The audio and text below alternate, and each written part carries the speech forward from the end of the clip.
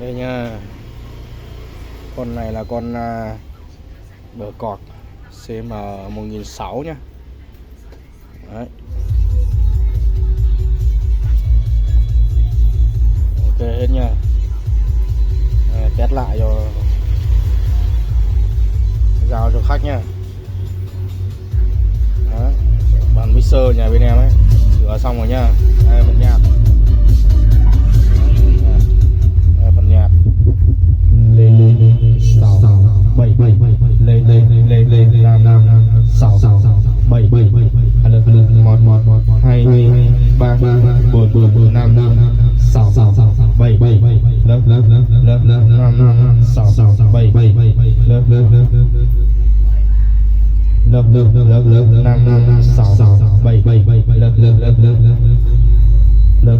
6 7 lớp